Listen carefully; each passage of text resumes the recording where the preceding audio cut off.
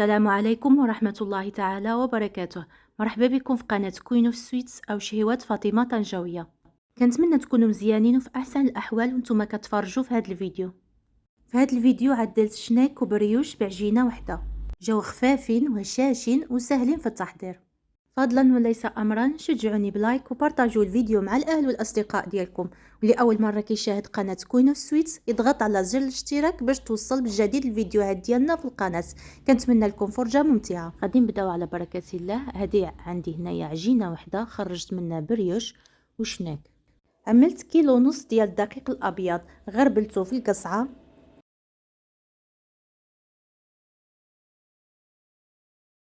وكنزيد عليه كاس السكر مقدار كاس عنيبه، وزيت نص كاس زيت المائدة، وواحد البيضة درجة حرارة المطبخ، ملعقة ونصف كبيرة عمرة بخميرة الخبز حبيبات، خميرة كيميائية وزن 7 غرام غربلتها في الشطاطو باش ما يبقاوش الحبيبات، وزيت نصف ملعقة صغيرة الملح، وجوج د مغارف كبارين الزبدة. الزبدة كانت عندي بدرجة حرارة المطبخ، ما جبتهاش من الثلاجة. وبديت كنجمع العجينه، بديت بالبيضه والزبده كنخدمهم مع بعضياتهم وكنجمع العجينه بشويش بشويش. وباش نعجن عندي نص لتر د الحليب دافي به باش غادي نعجن، وحيتاش ما غاديش يقدني ما يجمعليش العجينه كامله، بديت كنعجن بالماء دافي، كنزيد الماء دافي شويش بشويش باش ما يغلبنيش الماء. والعجينه جات لي خفيفه من البدايه، طلعتها خفيفه وكتلصق في اليد. كنبقى كنعمل لها هاد الحركه كما كتلاحظوا هي خفيفه. غادي نقسمها على جوج، كل نصف غادي نعملو في زلافه باش يخمر. هذا النص الاول غادي نعدلو به البريوش، وهذا النصف الثاني غادي نزيد عليه قشره د لتشينا محكوكه، كنحاول ندخل فيه ديك القشره باش يتشرب المذاق ديالها. كنخلطو مزيان باليد وكنعملو في زلافه باش يخمر، وكنغطيهم جوج بيهم.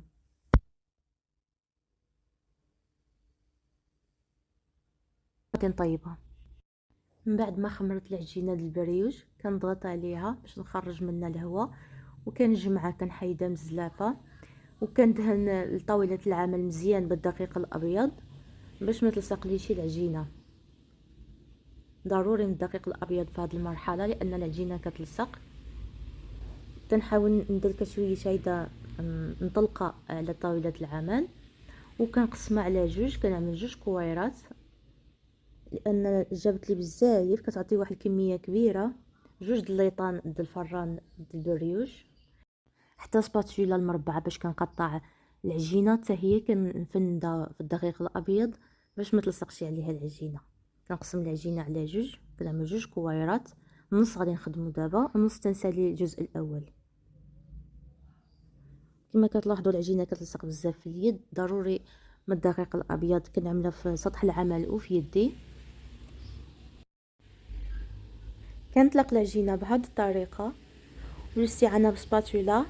كنقطع العجينه طريفات باش نعدل منهم كويرات. كنحاول ما امكن الكويرات يكونوا حجم متساوي باش البريوش كيجي قد بعضياته وكيجي المنظر ديالو مزيون.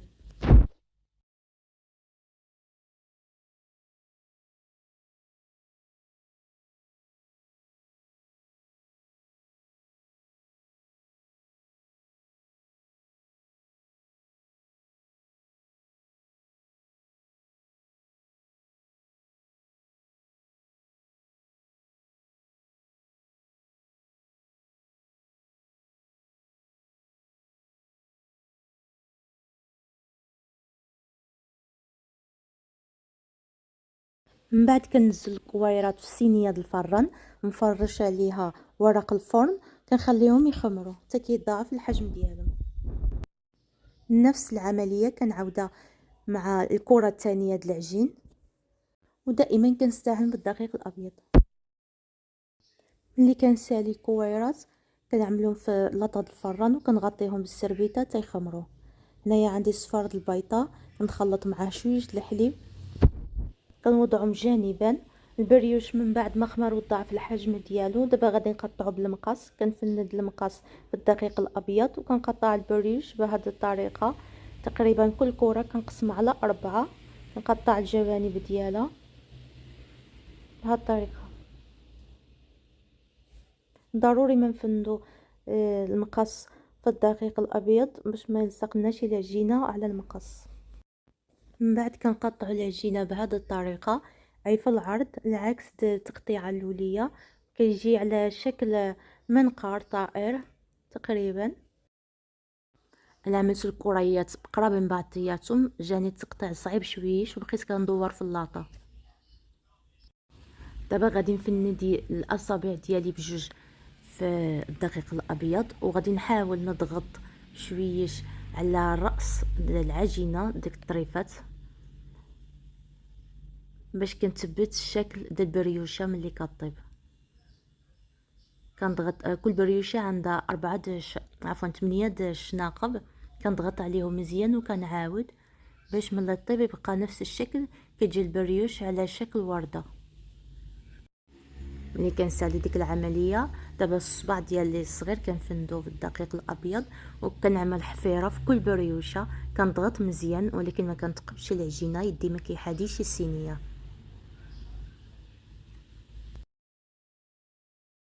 وكندهنها بالصفار د البيضه اللي كنت خلطت مع الحليب. كندهن غير الوجه، ما ندهنش الجوانب، انا دهنت حتى الجوانب وجاوني ملصقين شويش، ما بانش الشكل مزيان في الجوانب. من الاحسن ندهنهم غير الوجه صافي.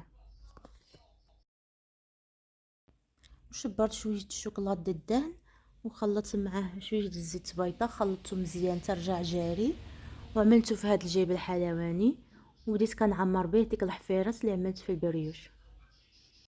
كنعمر كل حفيره مزيان حتى كتعمر، ما كنعملش غير شويش في القاع. ونفس الشيء اللي عملت البريوش غادي نعاودو الكره الثانيه ديال البريوش. ملي غادي يخمروا ديك الكريات غادي نقطعهم بالمقص، ومن بعد غادي نقطعهم في الاتجاه العكسي ونعمل الحفيره، عفوا الحفيره، وندهنوا بالصفر د البيضه والحليب ونعمرهم بالشوكولاط.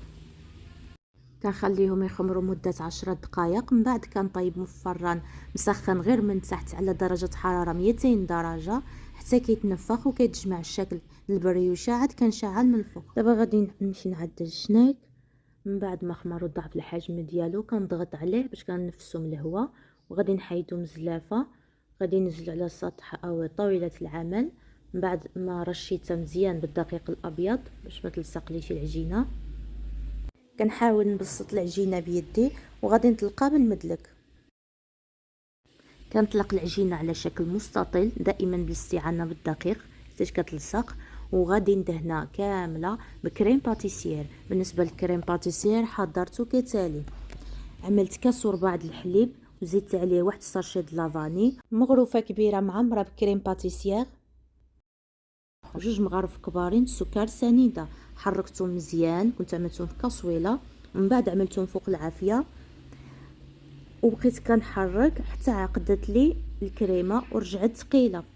ملي طفيت البوطه خلطت مزيان الكريمه وزدت عليها قشور د الليمون. كندهن بها كريم باتيسير كندهن به العجينه ديالي كامله. وهذا غير نصف د العجينه الشناك، باقي النصف اخر ما خدمته. من بعد كنزيد عليه كريم باتيسير حبيبه شوكولات كوكيز معمره مزيان كنرشها. وهذا الموطا كنت ما دهنتوش مزيان بكريم باتيسير، كنعاود له كندهنو مزيان.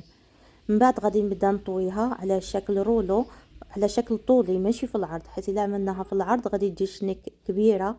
كنعملوها في الطول باش كيجي الحجم ديالها معوض. انا عملت ميني شنيك، ما عملتش كبارين. كنبقاو كنتنيو هكذا بهذه الطريقه حتى كندوروها كامله، ما كنسبقوش شي جهه على اخرى، كاملين كيمشيو بنفس القياس قد بعضياتهم. صافي كنشد العجينه بهذه الطريقه باش ما تفتح لي شي. كنحاول ندورها هيدا كنديها ونجيبها وكنعوض ديك الجوانب باش يكونوا قد بعضياتهم. كنبقى كنقطع العجينه الشناك بالخيط وكتعطينا هذا الشكل دائري، واذا ما جاتش مدوره كنعوضها بيدي. وبنفس الطريقه كنخدم النصف الثاني العجينه الشناك. الشناك ملي كنقطعو بالخيط نزلته في الصينيه د الفران دهنتها بالزبده. من بعد ملي ساليت الشنيكات كاملين دهنتهم بصفار بيضاء مخلطه مع الحليب، خليتهم يخمروا. من بعد طيبتهم في الفران مسخن من تحت على 200 درجه. من بعد ما طاب الشنيك هذا اللون ديالو دهنته بمربى المشمش، هذيك اللي كتكون سائله جاريه ماشي اللي فيها طرفين. دهنت له جهد الشنيك كامل. كتعجبني مربى المشمش ندهن بها الحلويات او الكيكات او الشنيك او اي بريوش، احسن من العسل، كتعطي مذاق. كنتمنى يكون عجبكم الفيديو اللي عملت اليوم. كتبوا لي الاراء ديالكم في التعليقات اسفل الفيديو. الى اللقاء في فيديو جديد ان شاء الله.